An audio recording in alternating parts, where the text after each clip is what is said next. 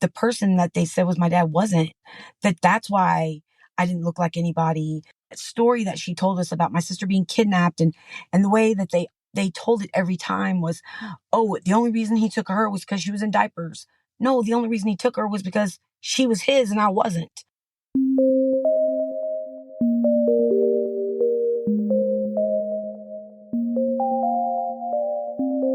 Hello, you are listening to NPE Stories. This is a podcast where NPEs can share their story. I am your host, Lily, and I found out I was an NPE through an ancestry DNA test that changed my life forever.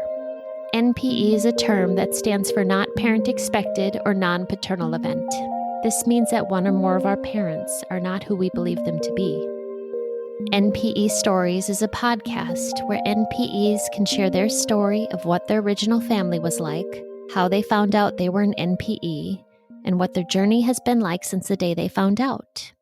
Welcome to episode 184, and I bet some of you are brand new NPEs. A lot of the listeners to this podcast have just found out, probably through a DNA test, that they are an NPE. They somehow figured out what that term means, and you are probably Googling furiously and finding some resources to help you. And now you've run across this podcast, NPE Stories. I just want to let you know there are other resources available as well. There are books, online forums, Facebook groups, podcasts, and I also wanted to mention an online magazine I have not brought up in a while. I have found this online resource so helpful. It's called Severance Magazine. Severance Magazine is edited by B.K. Jackson, who is also an NPE, and it's an online magazine you can find at severancemag.com. It has a load of resources for us, articles. In fact, if you're interested in contributing an article about your experience, they accept those as well. And there's a list of resources for NPEs, DCPs, and late discovery adoptees. So I'm glad you found us. I understand it is so hard in the beginning and so overwhelming with this new identity change. I've been there too. And I'm glad you're listening. And today we are going to listen to an NPE story. And today I have on Sharilyn. Hi, Sharilyn. Hi. Thank you so much for sharing your story with us today, Sharilyn. Yes, thank you for having me. And this is episode 184. And today we're going to get into your story. So why don't you tell me about your family of origin, like who was in it, and a little bit about your childhood. So I was born in 1972 in Austin, Texas. I was always raised to know that my parents were married after I was born. But for some reason, my mom lived with this couple in Austin who I was raised to know as my godparents. We'd see them about once a year, visit their house and such. But sometime between when I was born and I was about 4 months old, my mom back to San Antonio, which is where she had been living with my dad. They had met in 71, working for the same company. He was divorced with 2 children, living in another state. A few years older than her. She was 2 years out of high school. They had gotten a place together, but then when she was pregnant, she ended up in Austin, like I said, living with this couple. So within about 4 months after my birth, she had gone back to San Antonio with him. And then they moved to Houston, where in 1974, my sister was born. So my sister and I are 13 months apart. To be exact, we're a year, a month, a week, and a day apart. But yeah, so she was born in Houston. And then about a year after that, they separated. We were always raised with the knowledge that he was abusive. He was a drunk.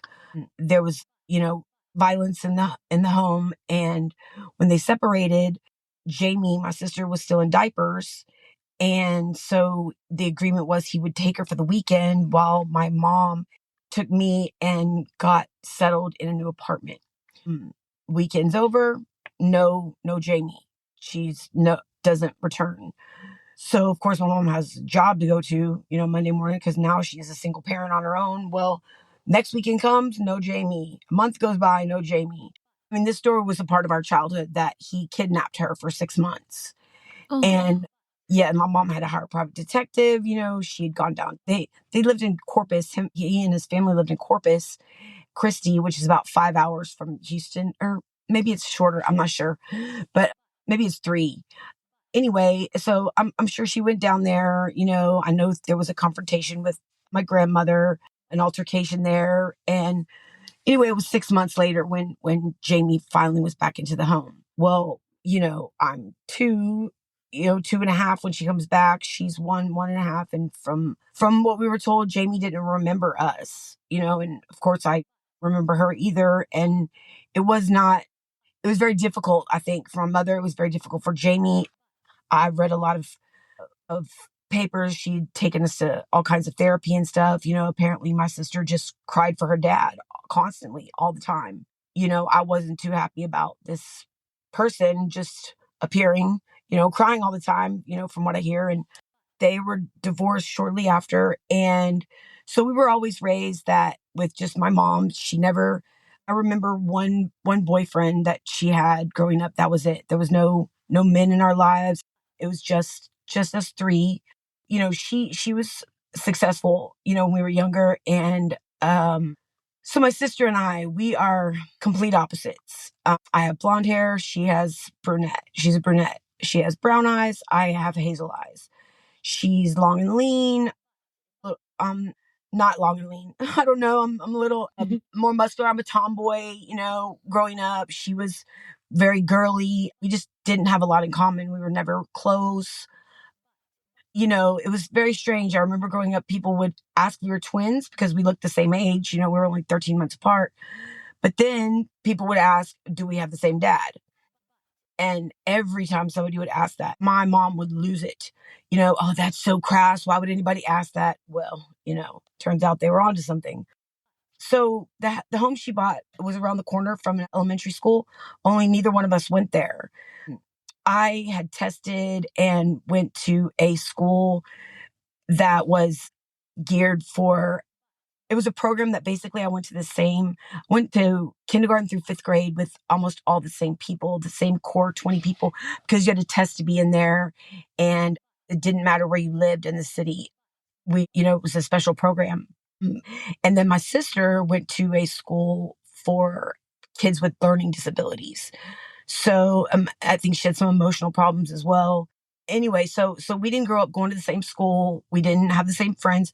We did play sports together at the local dad's club. Unfortunately, my mom would tell coaches if they had me, they had her as well. So that was kind of tough. So we always played on the same team, and I'm sure that's just more convenient for mom. You can't really be, going to 2 places at one time, but sports was a very, very big part of our lives. We grew up playing, or I grew up playing soccer and softball. She more did cheerleading when we were younger, and while I did the soccer, but we both played fast pitch softball.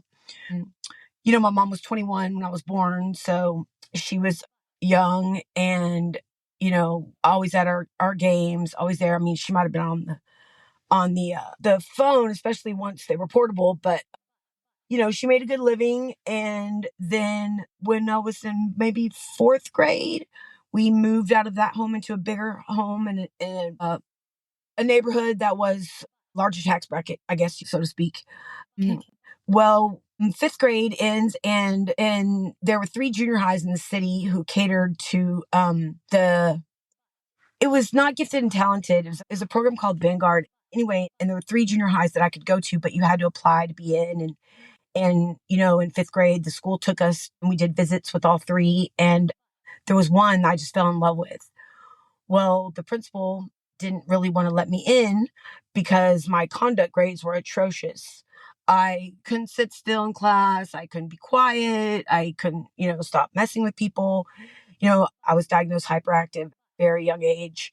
And yeah, I just was always moving, ants in my pants, and always had something to say.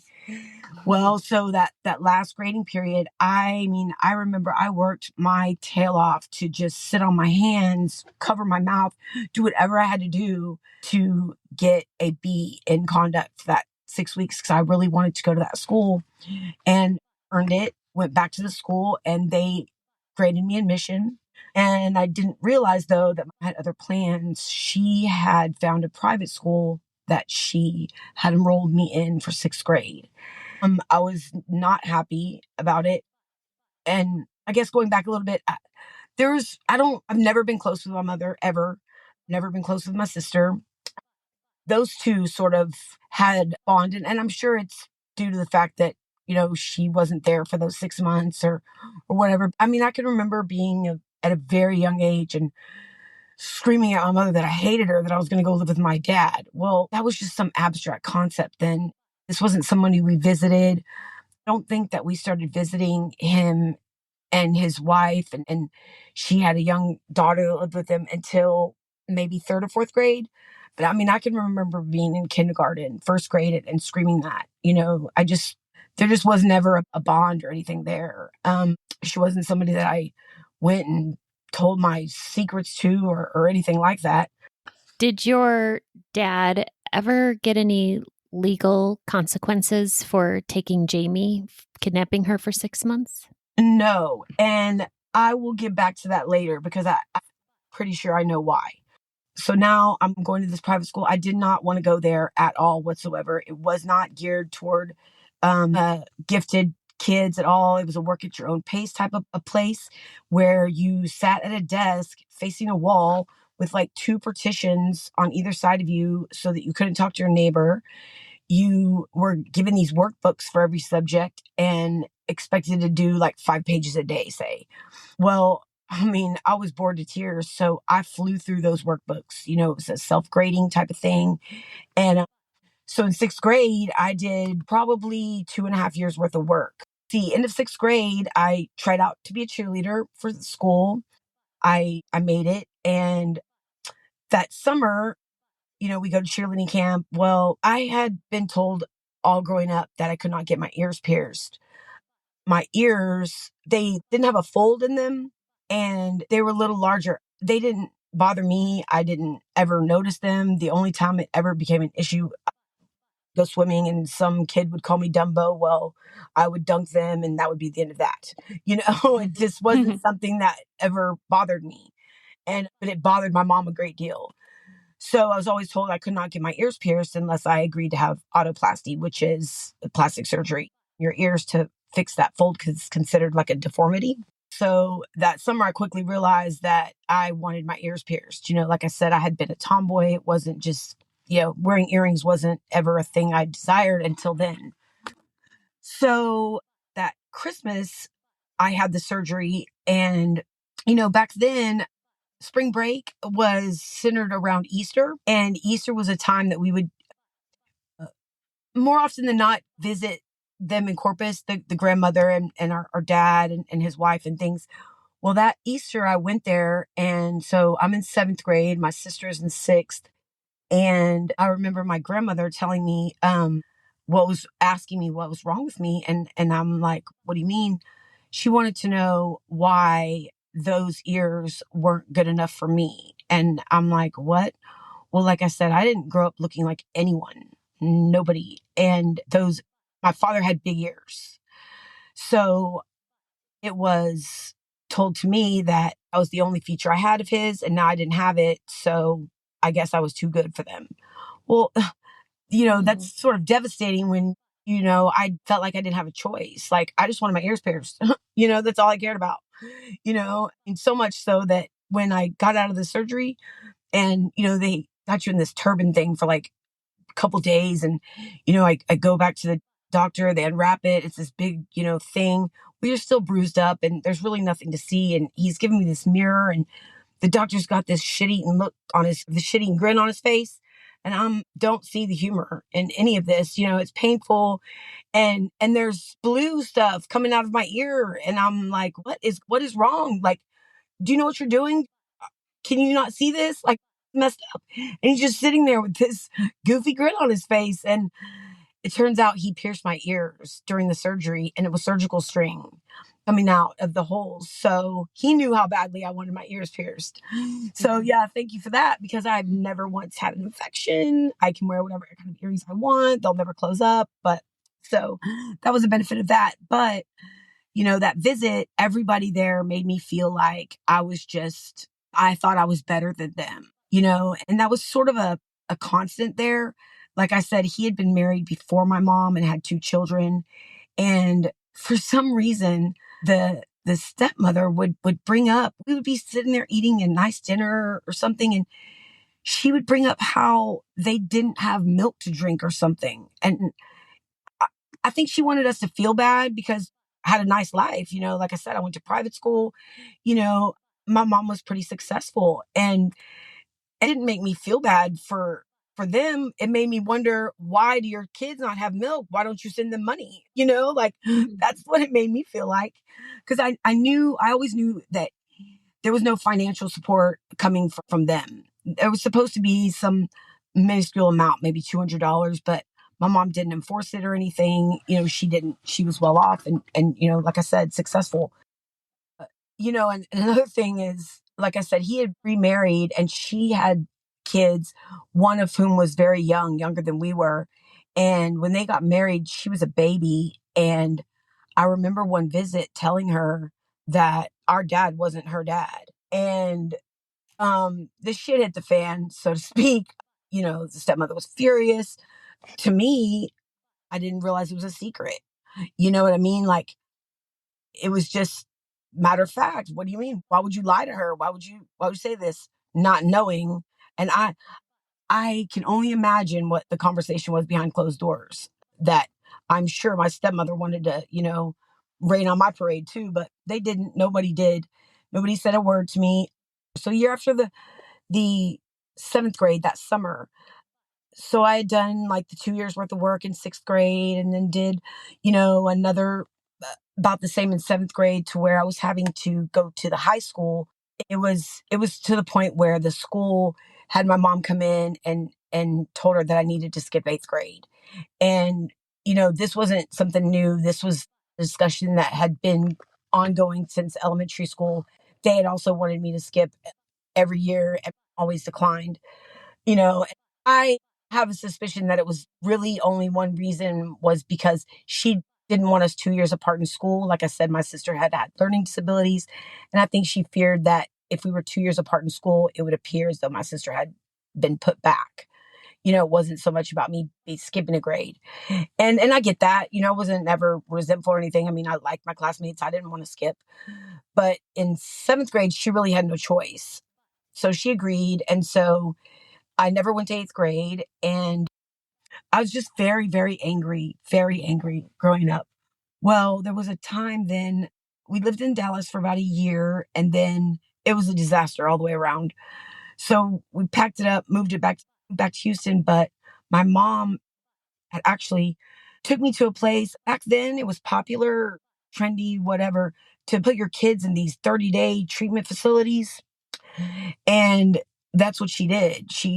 My uncle came over, and next thing I know, we're like in some suburb of Houston at some place. And I'm 15 years old. They're telling me I have to sign myself in, or a judge is going to make me be there. And then it's out of my hands. I'm just like, what is going on here? And they decided I needed to be in the chemical dependency part.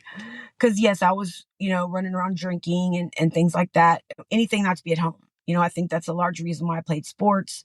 There was a time when I was playing 7 sports and had 2 jobs my senior year.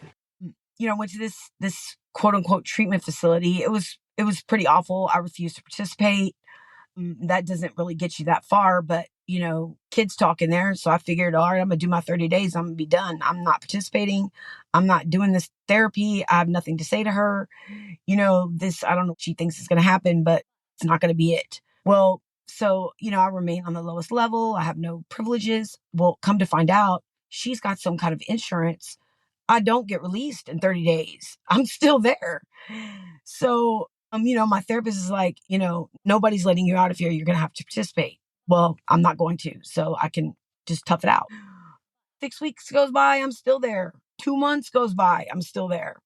And then I find out that she is going to transfer me to a long-term facility where I'll be till I'm 18. Well, it was at that point that I needed to figure something else out because I was going to graduate high school when I was 17. There was no way she was going to have me locked up till I was 18. I just wasn't going to go for that, you know? So I started participating so that I could get phone privileges. I get phone privileges and, I made them give me the number for my dad because it wasn't a relationship where we talked on the phone ever. I didn't know his phone number. There was no relationship there either. It was just some guy we visited, once or twice a year. Well, I called him and told him where I was and what was going on. Well, he stepped it into high gear and got me out of that place. And Mm. to this day, I know it was more about his hatred for my mother than it had anything to do with me. The two of them never spoke. There was, if they did, we all knew it because you could hear the screaming from across the house. There was no love lost there. Couldn't stand each other. They badmouthed each other growing up. So, this gives him a little, edge up on her. Okay, look what I did. I'm going to step in. I'm going to be the hero. They came and picked me up and there was a few weeks left of 11th grade and I finished school there in that town. And, the summer is happening and it's just not where I want to be at all. I don't really like the stepmother. But while I'm there, he, for some reason, shows me their divorce papers. I think the reason he showed me had to do with child support. Because at this point now he's decided, because a few years prior, when my mom had the baby, she decided, you know what, you owe me a whole bunch of back child support. I'm going to get it. I need it. I didn't need it all these years, but I do now. So they had been back and forth in court. Well, now he's got me. So he's decided he shouldn't have to pay anything. And I'm sure that had a lot to do with why he came and got me too. But, it was mostly about them and nothing to do with me. He shows me these divorce papers. And like I said, I always knew that they were married after I was born. So, showing me these papers and my name being not what I grew up, I had a different last name in these papers. It was easily explained to me by telling me that, they were not married until after I was born. Okay, great. Yeah, that wasn't going to work out. Packed my stuff, called my mom, told her to come get me. She happily did. Moved back to Houston for my senior year, which, like I said, my senior year, I think I played 7 sports and I had 2 jobs. I just, anything not to be at home. I graduate and I just wanted to get out of there. That's all I wanted to do. So I go off to college about 2 hours away from there. I didn't go to college to go to college. I went to college to get away from my mother. And, my grades aren't well. And before I know it, I am pregnant and in school and we decide not to tell anyone. We decide we're going to give the baby up for adoption. We go to San Antonio to an adoption agency. We pick a couple out. We're going to all do this very hush hush, not tell anyone. And I even went home for Christmas and my son was born January 17th and I was home for Christmas taking off Christmas lights from the house in the first week of January and nobody knew. Nobody knew that I was pregnant. Just he and I. I had him in January and a side note.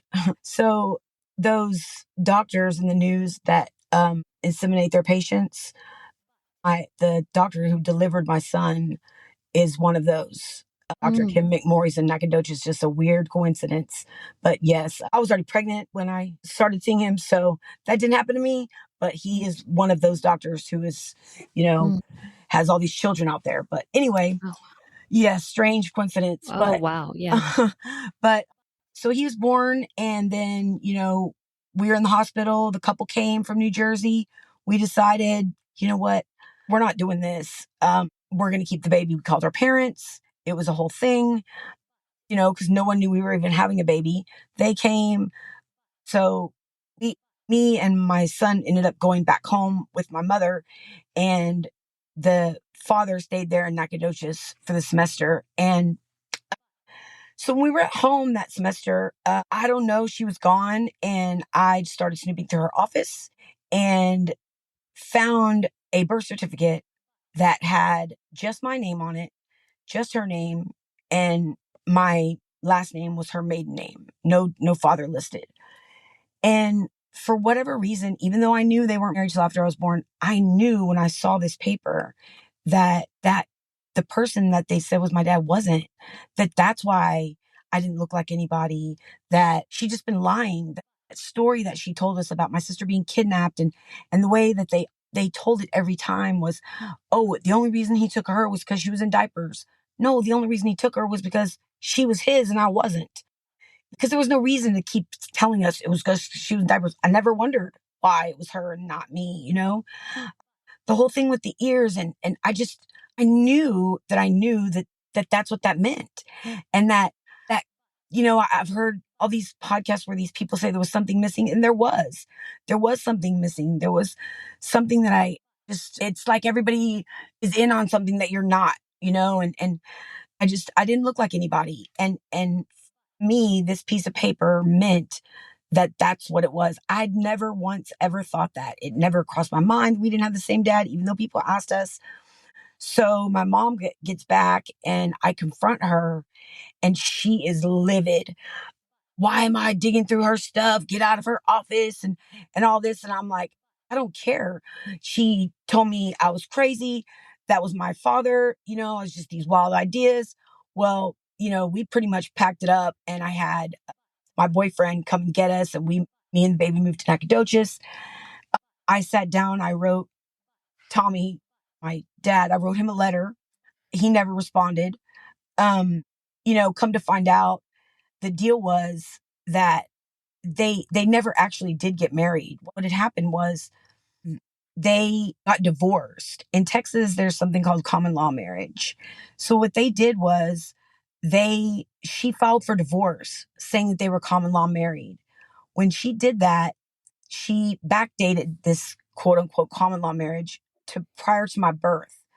In Texas, that automatically generated a new birth certificate for me, which was the birth certificate I had always seen with his name on it. And my last name is his last name.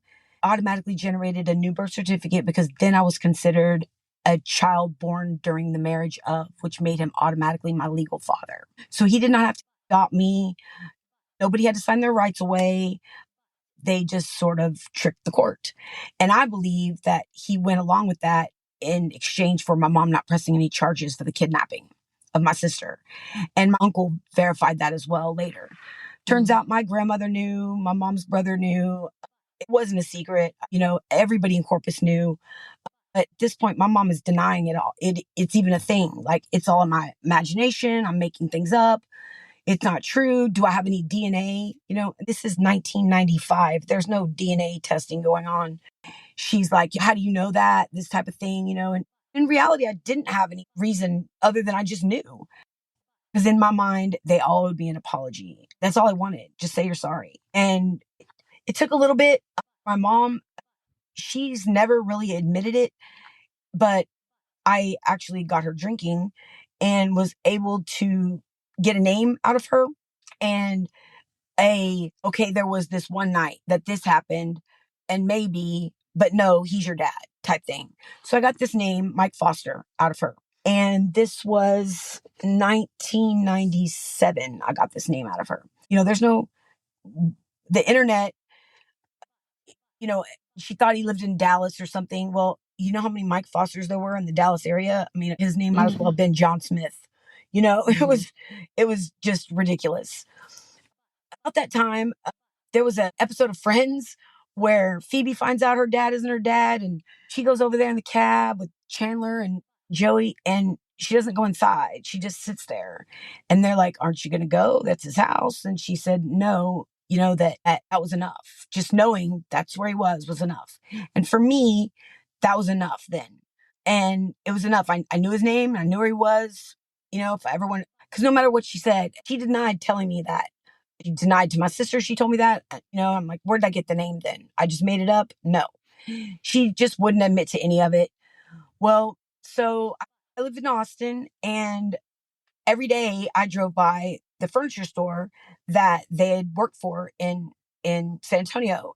This man had worked there too, she had said. So 5 years go by, and I decide, I don't know, I get a wild hair, and I decide I'm going to stop in this furniture store. I don't know what I thought I was going to do. I had no plan. but I'm just formulating it as I go in. I go in and I asked the salesperson if there was a manager there who had worked there the longest. She says, "Oh, you want to talk to Chuck? He's been working for the company for 20 years." Yep, or 30 years. 30 years. Yep, that's the guy I want to talk to because I'm about 25. And so Chuck takes me back into his office, and he's your typical Texas good old boy. He's got a cowboy hat hanging on the wall there, and he's like, "What can I do for you?" And I said, "Well, I told him I was throwing a anniversary party for my parents. It was their wedding anniversary, and they had met years ago working for this furniture company, and I wanted to invite people that used to work with them. And so, I'm looking for people." And he's like, "Oh, who are you looking for?" And I told him Mike Foster, and he's like, "Oh, that's a good name. That's a good name. All right, hold on." He makes a phone call, asks a few questions. He hangs up. He's like, "All right, here's where he is." Wrote down that he owned a bar and a furniture store in the Dallas area. Writes it down, gives me the information, then sits back in his chair, throws his cowboy boots up on the desk, and says, "All right, now tell me why you're really here." I'm like, what? I thought I was so slick, I wasn't slick at all. And so I said, "Well, he caught me so off guard. My face turned red." I'm like, "Okay, well, I'm pretty sure that's my dad." And he said, "Well, okay. I don't know what you're hoping to find, but I knew him back in the day. I don't know what kind of man he is now, but I don't know if you're going to find what you're looking for." I said, "Well, it's a good thing I'm not really looking for anything. I've known about this for 5 years, and this is the first time I've ever even done anything about it." So he's like, "Okay, well, we talked for a little bit and went on my way." I had known for 5 years before I ever walked in that store. So now fast forward another 5 years because I don't do anything about it. That was enough. Just knowing that now I knew where he was in case I wanted to do something. So another 5 years goes by, and it's Thanksgiving, and I'm now pregnant with my second son. I'm 30, and my boyfriend and I were in the Dallas area for the Thanksgiving break, wanted to get out of town. He had moved. He had moved around. I had done a little research before we got there, and I told my boyfriend that I probably wanted to go and meet this guy or at least see him. And he's like, "Okay, whatever you want to do." So we decided on Black Friday we were going to go in this furniture store that I had narrowed down, these two furniture stores that I was sure he owned. And so I'm thinking Black Friday, the place is going to be packed. It's not going to be any big deal. Well, we go in there and there's nobody else in there. We're the only customers. And this man comes out of the office and, super friendly, was like, "Hey, can I help y'all?" And we're like, "No, we're just looking." And right then I just got this panicky feeling. To my boyfriend, I'm like, "Let's go right now." And he's like, "Okay." And I mean, I bolted out that door so fast. He wasn't so fast. And I get to the car and I turn around and I see he's talking to him in the store. I'm just like, "What is going on here?" Next thing I know, they're both coming outside. I'm in the car, like, "Oh my gosh, this is like not happening," and this man is coming to my side of the car. I rolled down the window like maybe 2 inches, turn my face to the side, and I'm like, "Yes," you know? And he's like, "Well, Russell here tells me that you're my daughter." Just like, what the hell, I said, "Let's go," and so I'm like, "Yeah, are you Mike Foster?" And he's like, "I am." And I'm like, "Oh, then, yep, I guess you are." It was just odd and awkward, and just thankfully I didn't have any preconceived ideas of what was going to happen. I'm a fly by the seat of my pants kind of girl. Well, so we're talking in this parking lot, and he's so excited, like he knew about me my whole life and was so excited. And we're out there 30 minutes. And finally he's like, "Listen, I'm going to lock up. I don't need to be here. Will y'all follow me to my house?" And I'm like, "Sure." And I'm thinking, "Yeah, right. We're not following you anywhere. We're leaving," cause I mean, I'm just uncomfortable. My stomach hurts. It's weird. It's all weird. And, and so he tells Russell, "Okay, I have your word. You're going to follow me." He's like, "Yes, sir. We'll follow you." So we do. I mean, my boyfriend pretty much forced me to go. And we go to his house, and it was so comfortable and so like I'd known him forever. There's all these pictures on the wall. Turned out he had 3 kids. daughter that was about a year older than me, a daughter that was about a year younger than me, and then a son. And we're talking and talking, and he says something that the first time he said it didn't much bother me. It just noted it. Then he said it another time, and now it bothers me. The third time, I was like, look, what he said was, I wanted to find you all these years, but I didn't know how. I stopped him right in his tracks and said, listen, if I found you, Mike Foster, who there's 250 of in the phone book here, you could have found me, because I knew for a fact that I'm the only person on the planet with my name, my first and last name. There isn't anybody else. So I was way easier to find. So if I found you, I don't want to hear that. He's like, you know what? Thanks for calling me on my shit. You're 100% correct. I could have. And then I asked him about, what had happened, because my mother isn't somebody that's going to put herself in a negative light. And I always thought that was strange that I got her to admit the one night that there could be an alternative story. She chalked it up to a one night stand. That's just not something she would do. Well, it turns out that's because it wasn't. So according to him, he was separated from his wife. They had a daughter. They separated. He had an apartment, and my mother and him were seeing each other for months. Well, the reason why she said it was a one night stand, because she had a boyfriend that she lived with that whole time. So what's worse, cheating on your boyfriend, having an affair behind his back, or one night stand? I guess she thought the one night stand was a lot worse. So a lot better view for her. So no, he said they had a relationship, and that, he knew she was pregnant, and that she said she was leaving. That's why she went to Austin. That couple she lived with, who turned out to be my godparents, were actually a couple who had raised their children and became a, a couple who provided a home to unwed mothers, women who were pregnant and were unsure what they were going to do. So that's why she ended up living there. That's where they came from. So he said, she had me. He didn't hear anything. And then next thing he knew, she was back in San Antonio. She called him and said, listen, Tommy and I are his baby. We're getting married. I can't ever talk to you again. See you later. He packed his stuff, moved back in with his wife. They had two more kids, and then ended up getting divorced later. But then he also said that there was a point in time that he ran into her in Houston, and she was with us. He said we looked about 7 or 8, and that she tells him that she's divorced now, and that she could use some help. He's like, what are you talking about? That's not my child. She said, yes, look at her. Yes, it is. He says, he was kind of a jerk. He handed her $20, said he would call his lawyer and get back to her. Of course, never did. And, he said he was freshly divorced. I mean, things are what they are. And I'm not angry about any of those type of things. I am mad that that no one could say they were sorry. My mother still never said she was sorry. Not once, not ever. Doesn't own up to doing anything wrong. Like I said, I never spoke to Tommy ever again. So when we're there talking to Mike Foster, he goes in the kitchen and he comes back with the cordless phone, and he's got somebody on the phone. He's super excited. He gives me this phone, tells me my sister wants to talk to me. Okay, now it's just too much for me. So I talked to her, and she's like over the moon, can't believe it. She's got this sister and can't wait to meet me and all this. At that point, it's just overload, and I want to leave, and so, we ended it cordially or whatever. We left, and, he had my cell phone number. He called me, and I think I spoke with him 2 more times, and then it was just too much for me. I thought it was weird. How do you get your daughter on the phone and say, hey, my daughter's here, talk to her? It was all just, this may sound strange to people, but my stomach hurt about it. Like, hurts now thinking about it. I'm just not, I didn't have parents I Yeah. was close to, and, you know, having no drawn up scenario in my mind, this was just, it was just a lot. So I hate to say it, but another 5 years went by. So another 5 years goes by. We moved to Houston.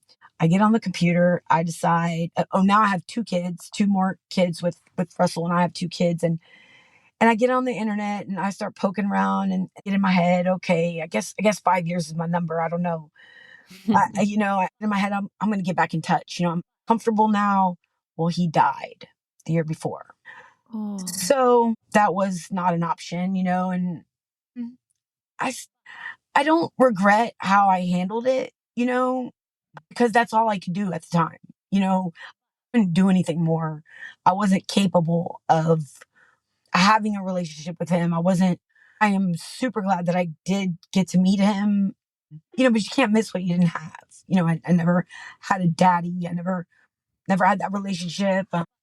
What I did was I sort of sat with that for a while, and then I reached out to Ellie, the sister that I had talked to on the phone that time. Well, she was, excited to talk to me and had a birthday coming up, invited me. So I had one of my friends come down from Austin. We go to her birthday party. So I guess I'm 40 now at this point. No, I'm 35. I'm 35. That's right. I'm 35, and so we go to her party, and because what I'm dying to know is how does that work? How does your dad call you on the phone and you're just like got a sister and now you talk to her and everything was just okay? I needed to know that. And so, the party goes on, and as the people are leaving or whatever, and I get her alone and I asked her. She starts laughing. She was like, "Oh, I'm so glad you asked me." So according to her, growing up, their dad, she was very, very close to her dad. And growing up, he would always tell them whenever they were bad or they got into some trouble, he'd say, "No worries. I have another daughter. I will trade you in so fast." And I don't need this kind of headache. And they'd be like, "Dad, stop." So when he called her that day, he's like, "Hey, you remember how, I always used to joke around?" He's like, "I wasn't really kidding. She's here." And the other thing is, and this is just, one of those things. Well, I guess their tradition for Thanksgiving was that he would go to Houston. That's where his two daughters lived, and would spend Thanksgiving with them. They would go shopping on Black Friday, and then he would come home on Saturday. That's how their Thanksgivings went. He wasn't supposed to be in the store that day. This particular year, he went there for Thanksgiving, spent the day with them, and that evening told Kelly he was going to go back to Irving, which is where he lived between Dallas and Fort Worth. She's like, "What are you talking about? We've got shopping, got big plans tomorrow." He goes, "Nope, I gotta go home. I'm gonna go home." She's like, "Are you sick? Is there something wrong?" "Nope." "Do you have a woman there? What's happening?" And he's like, "No, I need to go home." So there was some kind of pull for him to be there because he wasn't supposed to be there that day. Mm. Um, and so that's when he called her. He said, that daughter, well, this is what I was supposed to be here for. She came in the store today, and so that always stuck with me that, there's these, outside forces, telling you to be somewhere that, had he not been there, I don't know that I would have made another effort. All these things happened for us to be at that place, that time, that day. And so Kelly and I have talked throughout the years. Her sister doesn't want anything to do with me. Their mother was still alive at that point, and I think she felt some sort of betrayal, because like I said, I'm in between. Kelly's a year older than me, and Christy's a year younger than me. So obviously, I was born during their marriage, during their parents' marriage, and but now their mother has passed away. But I've never reached out to her. She's never reached out to me either. The weird thing is, my middle son went to private school here, and her boys are about the same age as my two younger ones. They played each other in sports, the two schools. We were right there, in the same places in the same time. Still never met her, still never talked to her or anything. My mother, still to this day, has not apologized, doesn't think she did anything wrong. All I can get out of her is I did the best I could at the time. And really, I just want an apology.